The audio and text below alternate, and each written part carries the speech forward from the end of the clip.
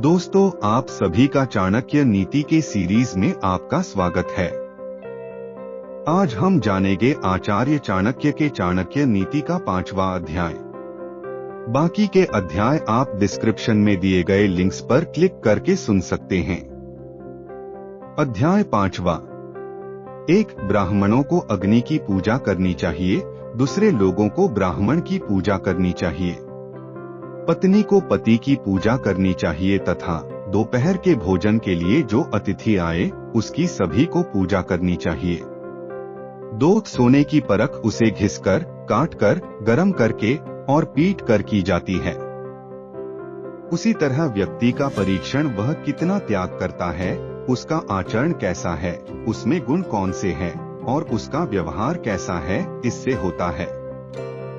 3, यदि आप पर मुसीबत आती नहीं है तो उससे सावधान रहे, लेकिन यदि मुसीबत आती है तो किसी भी तरह उससे छुटकारा पाए।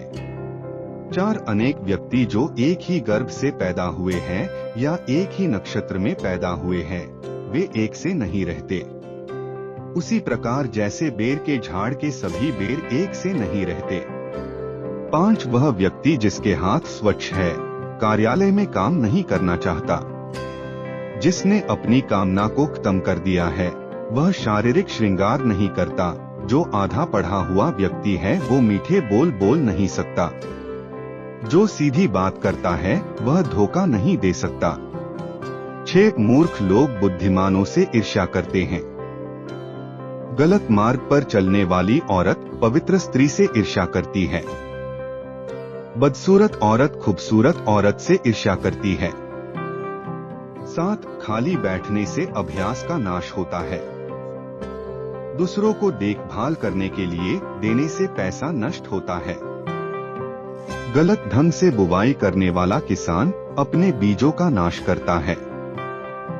यदि सेनापति नहीं है तो सेना का नाश होता है। 8, अर्जित विद्या अभ्यास से सुरक्षित रहती है। घर की इज्जत अच्छे व्यवहार से सुरक्षित रहती है। अच्छे गुणों से इज्जतदार आदमी को मान मिलता है। किसी भी व्यक्ति का गुस्सा उसकी आंखों में दिखता है। 9, धर्म की रक्षा पैसे से होती है। ज्ञान की रक्षा जमकर आजमाने से होती है। राजा से रक्षा उसकी बात मानने से होती है। घर की रक्षा एक दक्ष गृहिणी से होती है। 10, जो वैदिक ज्ञान की निंदा करते हैं, शास्त्र सम्मत जीवन शैली की मजाक उड़ाते हैं, शांतिपूर्ण स्वभाव के लोगों की मजाक उड़ाते हैं, बिना किसी आवश्यकता के दुख को प्राप्त होते हैं। 11, दान गरीबी को खत्म करता है। अच्छा आचरण दुख को मिटाता है। विवेक अज्ञान को नष्ट करता है। जानकारी भय को समाप्त करती है। 12, वासना के समान दुष्कर कोई रोग नहीं, मोह के समान कोई शत्रु नहीं, क्रोध के समान अग्नि नहीं, स्वरूप ज्ञान के समान कोई बोध नहीं। 13, व्यक्ति अकेले ही पैदा होता है और अकेले ही मरता है। अपने कर्मों के शुभ अशुभ परिणाम अकेले ही भोगता है। अकेले ही नरक में जाता है या सद्गति प्राप्त करता है।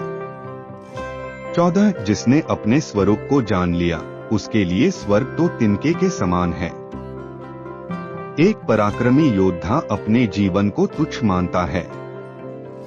जिसने अपनी कामना को जीत लिया उसके लिए स्त्री भोग का विषय नहीं। उसके लिए संपूर्ण ब्रह्मांड तुच्छ है, जिसके मन में कोई आसक्ति नहीं। 15, जब आप सफर पर जाते हो तो विद्यार्जन ही आपका मित्र है। घर में पत्नी मित्र है। बीमार होने पर दवा मित्र है। अर्जित पुण्य मृत्यु के बाद एकमात्र मित्र है। 16, समुद्र में होने वाली वर्षा व्यर्थ है। जिसका पेट भरा हुआ है उसके लिए अन्न व्यर्थ है। पैसे वाले आदमी के लिए भेंट वस्तु का कोई अर्थ नहीं। दिन के समय जलता दिया व्यर्थ है। 17, वर्षा के जल के समान कोई जल नहीं, खुद की शक्ति के समान कोई शक्ति नहीं। नेत्र ज्योति के समान कोई प्रकाश नहीं, अन्न से बढ़कर कोई संपत्ति नहीं। 18 निर्धन को धन की कामना, पशु को वाणी की कामना, लोगों को स्वर्ग की कामना, देव लोगों को मुक्ति की कामना। 19 सत्य की शक्ति ही इस दुनिया को धारण करती है। सत्य की शक्ति से ही सूर्य प्रकाशमान है, हवाएं चलती है, सही में सब कुछ सत्य पर आश्रित है। 20 लक्ष्मी जो संपत्ति की देवता है वह चंचला है, हमारी श्वास भी चंचला है।